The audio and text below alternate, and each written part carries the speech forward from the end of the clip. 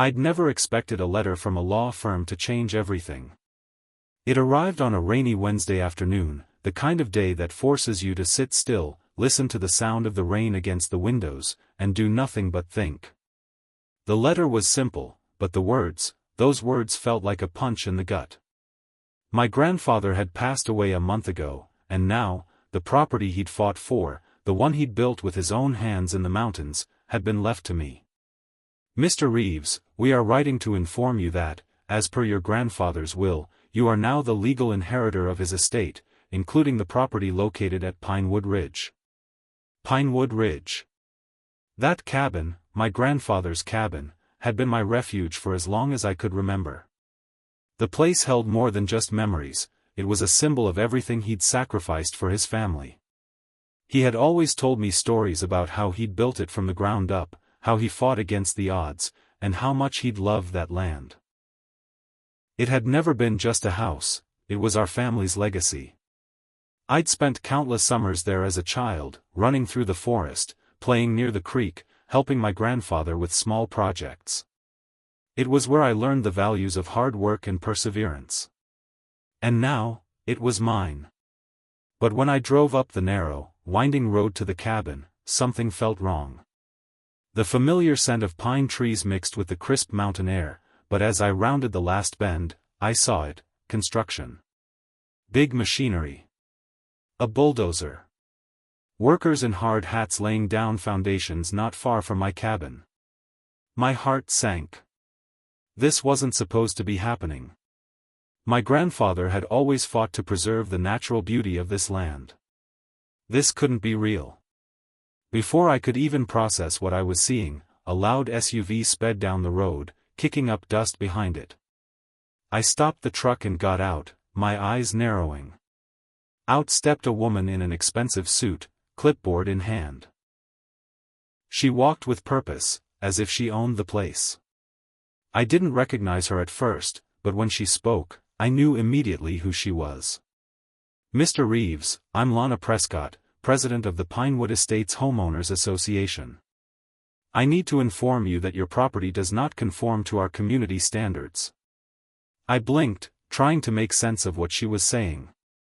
Excuse me? She didn't wait for me to catch up. The aesthetic of your property is out of place.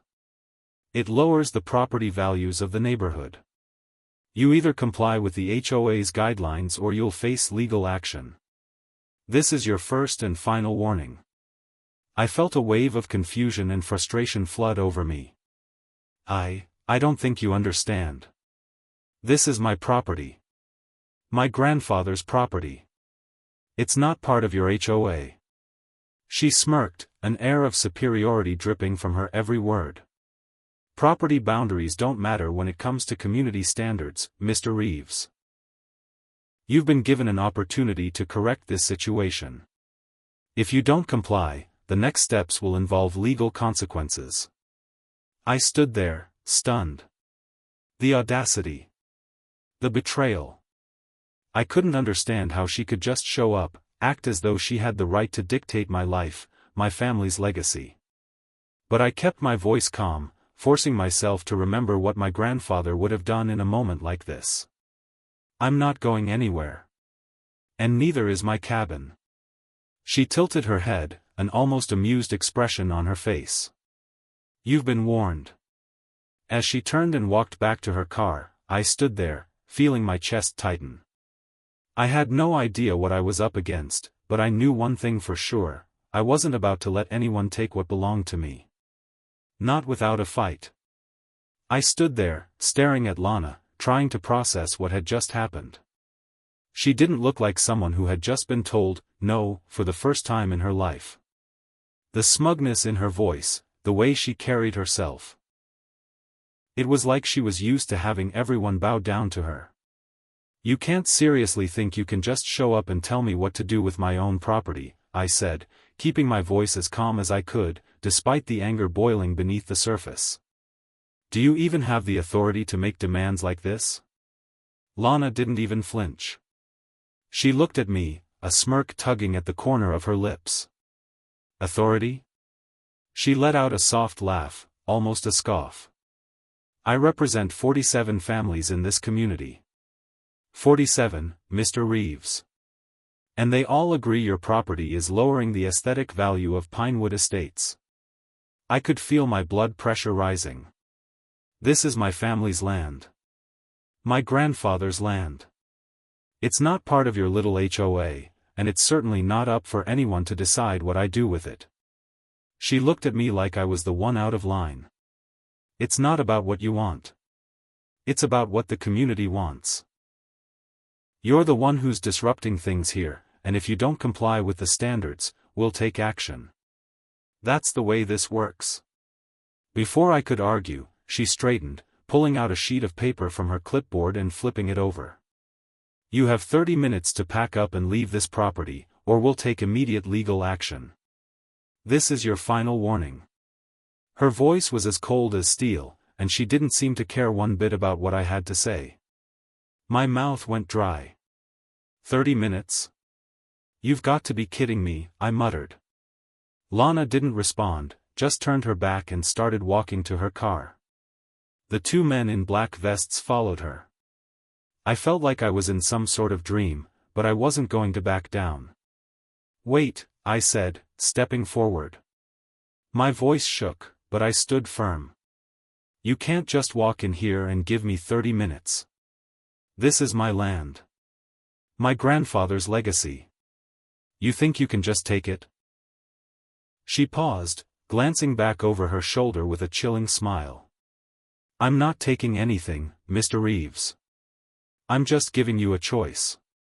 You can leave now, or we'll make sure it's more complicated for you. The words hung in the air like a threat, but I refused to let fear take hold. You won't win this, I said, staring her down. You can't just bully me off my property. Lana didn't respond. She didn't have to.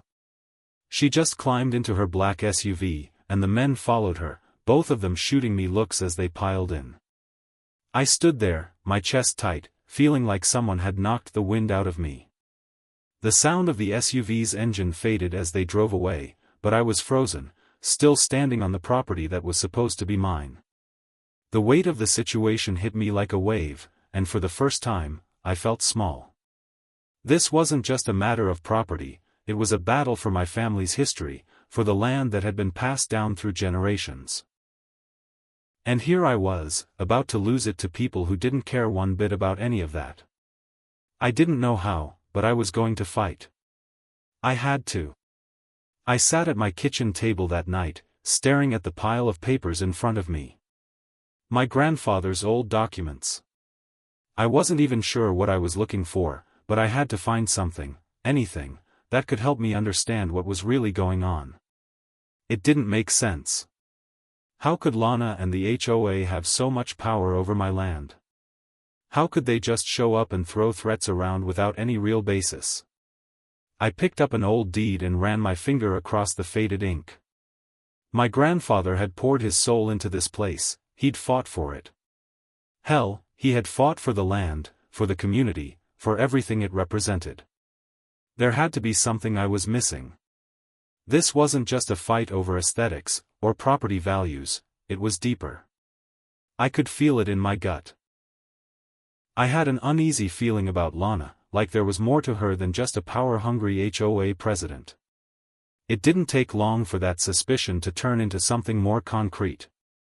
As I flipped through the pages, trying to piece together the history of the land, I realized something that made my blood run cold. This wasn't just about my property. It was part of a bigger plan. Developers, with deep pockets, wanted to turn the entire community into a luxury resort. They were buying up properties, and I was just the last obstacle in their way. I slammed my hand down on the table, the papers scattering in all directions. So this was it. This was what Lana and the others had been after all along. They didn't care about the neighborhood's aesthetic standards, they just wanted the land. My land. I gritted my teeth and clenched my fists. This wasn't just about me anymore. This was about my grandfather, my family's legacy, and everything we had built here. Over the next few days, I buried myself in public records, driving to county offices, making phone calls, digging through every file I could find. I wasn't going to let them steal this from me. I found a lot of red flags, but the worst of it came when I uncovered documents that made it clear, Lana and the developers had been using forged signatures and fraudulent claims to push this through. The deed I had was real. The documents Lana had given me? They were fake. I could see the discrepancies, the dates didn't match, the signatures were forged. She was part of something much bigger than I'd realized, and they were trying to bulldoze my family's history for their profit. I leaned back in my chair, my head spinning. I was angry, frustrated, but something inside me clicked. This wasn't just a legal fight, it was a fight for everything my grandfather stood for. The fire inside me, the one I thought had been snuffed out, roared back to life. I wasn't just going to let them take what was mine. What was ours? I could almost hear my grandfather's voice in my head, steady and calm, telling me to stand firm, to fight for what I believed in. He never gave up on this land, and neither would I. I had the evidence now, but I needed to be smart. I needed a plan. But one thing was certain, I was going to take them down, piece by piece. It didn't take long for the harassment to escalate. The next few weeks felt like one long, drawn-out battle that I was losing before it even really began. It started small, a letter here, a citation there. But soon, it was relentless. Every time I turned around, there was another complaint about my property. Unapproved structure modifications, one of them claimed. Unkempt yard, said another. The HOA, along with the developers pulling their strings, wasn't wasting any time. I tried to stay calm, but with each new violation notice, my frustration grew. I knew these claims were fabricated. My grandfather and I had always taken pride in keeping the place up. It wasn't perfect, but it was ours. And I wasn't going to let some greedy developers twist that into something ugly. One day, I came home to find a letter from the local authorities. An inspection was scheduled, and the inspector was coming by to check on these supposed violations. I couldn't believe it. These people had gone so far as to put pressure on the local government. They were trying to make me the villain in my own home. "Hey, Doug," I said, calling my old friend, Doug Keller, who worked as a county building inspector. "What's going on with this inspection?" I didn't even know they had the authority to do this. Doug's voice came through the phone, low and anxious. "It's not good, man. They're pushing hard. The HOA's putting pressure on the county office to back up their claims. They want to make your property look like a safety hazard." I ran my hand through my hair. "I'm not backing down, Doug. But I can't do this alone. I need a lawyer." It was a slow process, waiting on the lawyer, feeling like I was drowning in paperwork and legal jargon. I hired someone, but the legal battles took time, and the harassment didn't stop. They were relentless, driving by my cabin at all hours of the day, recording every move I made. At night, I would sit in the kitchen, staring out the window, watching them through the trees, their cars parked along the road, the headlights flashing through the trees like ghosts. It felt like I was being watched from every angle. And what hurt the most was the neighbors. The ones who used to wave as I passed, who used to bring over pies at Christmas. Now, I barely saw them. If I did, they didn't make eye contact, or worse, they acted like they didn't even recognize me. I tried not to let it get to me. But it did. Every day, it felt like I was losing the battle. And at night, when I was alone in the cabin, the weight of it all started to break me. I thought about just walking away. Maybe it would be easier. But then I remembered my grandfather. He never gave up on this place. This wasn't just land. It was everything. His blood, his sweat, his dreams were embedded in every log and stone that made up this cabin. "No," I said aloud to myself, the words steadying me. "I won't let them win." I had to keep fighting. Not just for me, but for him. I wasn't going to let them take this from us without a fight. Not without doing everything I could to stop them. I didn't expect to see Doug Keller until the next town meeting. But when he showed up on my doorstep, his face was tight with concern. I hadn't seen him in years, but his presence was a reminder that I wasn't completely alone in this fight. "Colton," he said, stepping inside without waiting for an invitation. "I need to talk to you." We didn't waste any time with pleasantries. Doug had always been direct, especially when things were serious. He sat down at the kitchen table, lowering his voice as if someone could be listening through the walls. "They're putting serious pressure on the county, Colton. The HOA's got some big names backing them, and they're pulling strings you won't believe. I've been getting calls, people asking me to find violations, looking for any reason to make this cabin look like a danger to the community." I clenched my fists, feeling the anger rise again. I knew it. It's not just Lana, it's the whole system behind her. They've got everything in place to crush me. Doug nodded, his eyes grim. "I can't do much more without risking my job, man. I'm walking a fine line, but I'll help where I can. Just, keep your head down for now. They're watching everything." The weight of his words settled heavily on my chest. It was bad. Worse than I thought. But at least Doug was on my side, even if he had to tread carefully. Later that week, something unexpected happened. I was outside, fixing the fence, again, a task I never thought I'd have to keep doing, when I saw a neighbor, Tom, walking towards me. He was one of the older guys on the street, always kept to himself. I didn't expect him to approach, let alone speak up. "Hey, Colton," he said quietly, as if making sure no one was listening. "I've been meaning to talk to you."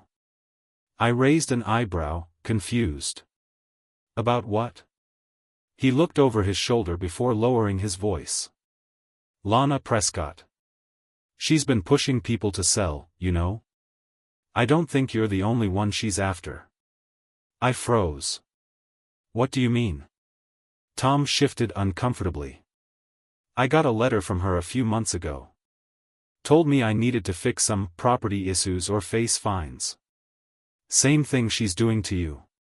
But it wasn't just my house. She's trying to force a lot of people out. I'm not the only one." I could feel my heart race. "What are you saying, Tom?" "I'm saying I didn't want to get involved, but I don't think you're wrong. If you keep digging, you'll find more people who have been bullied by her and those developers. I know it's a lot to ask, but, if you need help, I'm with you."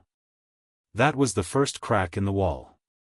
More neighbors came forward, quietly, cautiously. Some had dealt with Lana's harassment for years. Some had no idea what she was really after. But one by one, they started offering pieces of the puzzle, and I started seeing the bigger picture. I wasn't fighting alone anymore. Doug's support was important, but the neighbors? They were the key. Slowly, I started to realize that this wasn't just about me or my cabin, it was about something much bigger. It was about the whole community. That realization hit me hard. For the first time since this nightmare started, I wasn't alone. And that gave me more courage than I thought possible. It wasn't just my fight anymore, it was ours. I didn't expect to find what I did. I'd spent days, weeks even, combing through stacks of old documents, trying to piece together some kind of defense. My head was swimming with all the legal jargon, and the pressure from the HOA and the developers was starting to wear me down.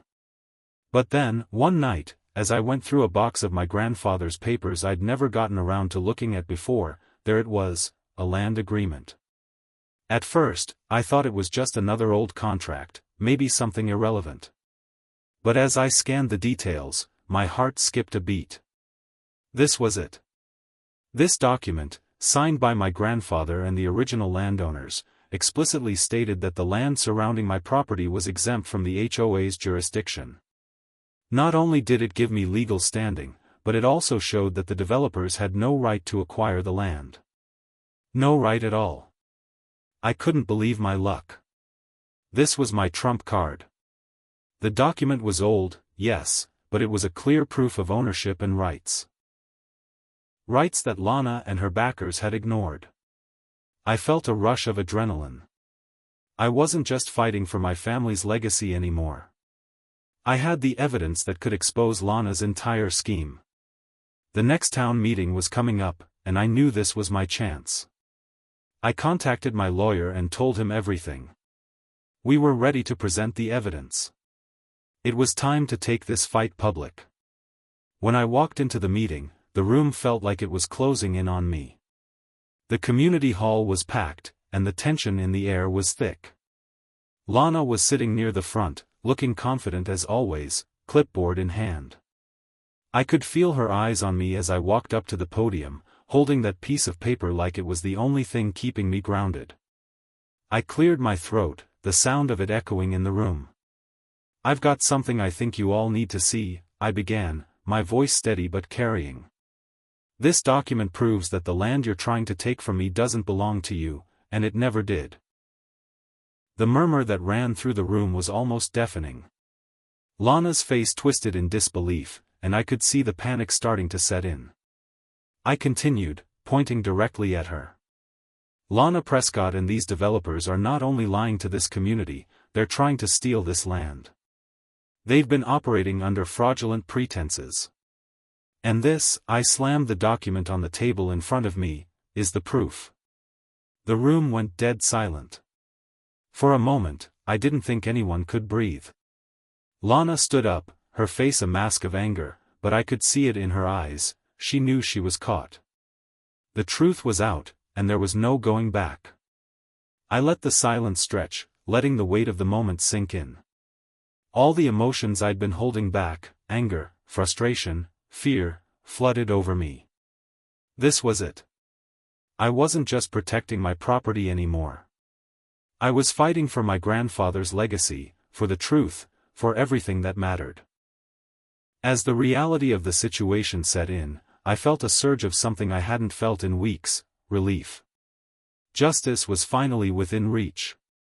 I wasn't going to let Lana or anyone else take this from me. The fight had only just begun, but now I knew I could win. The pressure kept building, each day worse than the last. Lana and the developers weren't backing down. If anything, they were escalating things.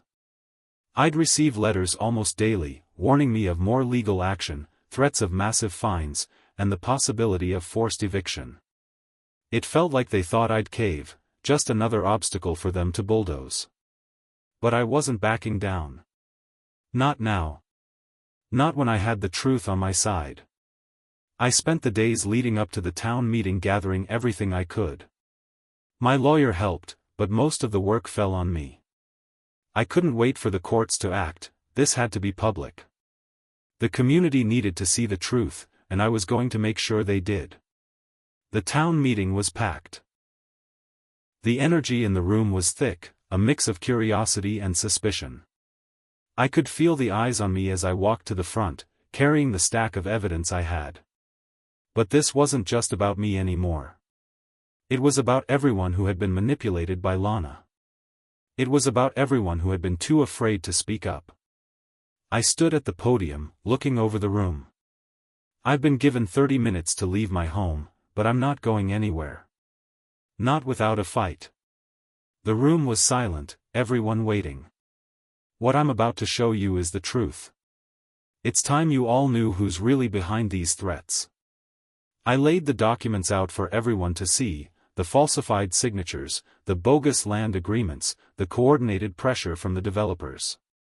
Lana Prescott, and the developers she's working with, have been trying to take this land by force. And they've been lying to all of you. I paused, making sure everyone was listening. This land is mine. My family's. And I'm not going to let them steal it. A murmur spread through the room. I saw people exchange glances. Some had their phones out, recording. I glanced at Lana. She looked like she was about to choke. She stood up, but the room wasn't having it. The tide was turning. I'm done being quiet, I said. I'm not just fighting for myself. I'm fighting for everyone who's been afraid to speak out. I'm fighting for this community. Then, the real surprise hit. Several neighbors, ones I'd thought were too scared to stand up, got to their feet. Tom, the guy who'd spoken to me earlier, raised his hand. I've seen the threats. I've gotten them myself, he said, his voice shaky but firm. I won't let them take this place. One by one, others joined in, until the entire room was standing behind me. The power had shifted. The next few days were a whirlwind. Lana's threats only grew more desperate, but I knew we had won the public battle. And then it was time for the courtroom showdown. The judge didn't waste time. I had the truth, and it was undeniable. Lana's claims were baseless, her tactics exposed. The developers had no case. The judge ruled in my favor, ordering them to cease all work on the land immediately. They were also ordered to pay for the damages they'd caused. I couldn't believe it when I heard it. The land was mine again. Lana was stripped of her position, and the developers were forced to pack up and leave. It was over. I had won. As I walked out of the courtroom, a sense of peace settled over me. It wasn't just about the land. It was about standing up for what was right, even when the odds were stacked against me. I sat on the porch of my grandfather's cabin, the same spot where he had sat so many years ago, watching the sun dip behind the mountains. The air was still, the only sounds were the rustling of the trees and the distant creek. It was peaceful now. The kind of peace I hadn't felt in months. I looked around at the cabin, the land that had been so hard to protect, and I realized how much had changed. Not just the property or the community, but me. I had gone from a passive inheritor, someone who never questioned the way things were, to an active protector of my family's legacy. I used to think it was enough to just hold on to what I had inherited, to let the past rest peacefully. But this fight, it had woken something inside me. I thought about the person I was before all of this started. I never thought I'd stand up to someone like Lana Prescott, never imagined I'd fight back against a whole system built to push me aside. But I did. I had no choice. I couldn't let them take everything my grandfather had worked for. And somehow, I had won. But it wasn't just about winning the land back. It was about something deeper. The community, once fractured by fear and manipulation, was starting to heal. People were talking to each other again, neighbors who had kept their heads down were now offering support. Some of them even apologized for staying quiet when they should have spoken up. I couldn't blame them. Lana had been a master at dividing people, using fear and power to control them. But now, that was all falling apart. I went to the local diner the other day, and it was a different place. People were laughing, talking, sharing stories like they hadn't in years. Property values were on the rise again. People were finally seeing the benefits of keeping the community intact, instead of tearing it down for some luxury resort. My role in defending this place, it hadn't just restored my inheritance, but it had brought the neighborhood together. I wasn't alone in this anymore. And it wasn't just about my family legacy anymore either. It was about the people who had stood beside me, who had found their courage again. We were stronger together. I wasn't the same person I had been when this all began. I'd grown in ways I couldn't have imagined. Stronger. More resilient. And I realized that this fight had shown me something about myself I hadn't known. I was capable of more than I ever gave myself credit for. I could stand up for what's right, even when the odds were stacked against me. As I sat there on the porch, watching the sunset, I realized that I had earned this peace. And for the first time in a long time, I felt like I belonged. The land was quiet now. The developers were gone. Lana, too. The once thriving campaign of manipulation, the threats, the lies, they were nothing but echoes now. I stood at the edge of my property, looking out at the place that had been at the center of so much chaos. It felt different, almost surreal. The land that had once felt so threatened, that had been under constant attack, now felt safe. It was mine again, untouched, just like it was meant to be. I ran my fingers along the rough bark of the old oak tree, the one my grandfather used to sit under. The same tree that had witnessed so many decisions, so many family moments. It was hard to believe that it was over. The legal battles, the threats, the constant tension, everything that had consumed my life for so long. I felt like a different person now. But it hadn't been easy.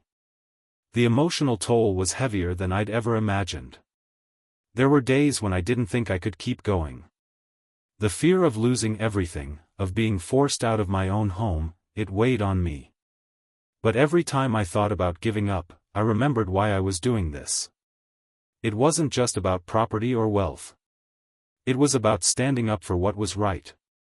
I'd spent so many nights wondering how this would end. But now, standing here, I knew. The truth had won. Justice had won. And in the process, I had learned more about myself than I ever expected. I wasn't the man who sat back and accepted what was happening. I wasn't the passive inheritor of a family legacy anymore. I was the protector of it. I had fought for what was mine and won. I turned around, taking in the view of the cabin and the land that had been my grandfather's, and now was mine, too. There were no more threats, no more pressure from people who didn't care about this place. Just peace. A peace I had fought for, tooth and nail. In the quiet that followed, I thought about all the support I'd received from the neighbors, the community. People I never expected to stand with me had. We'd come together, and together, we'd beaten the odds. I wasn't alone in this anymore. We had all fought for something that mattered. Something bigger than just land or money. I felt the weight of my journey settle into my bones. The fight had changed me, transformed me. I'd learned the true value of persistence, of standing up for what you believe in, even when it feels like the whole world is against you. And now, I felt ready. Ready to face whatever challenge came next. No matter what happened, I knew one thing for sure, would never back down again. Not from anyone. Not ever.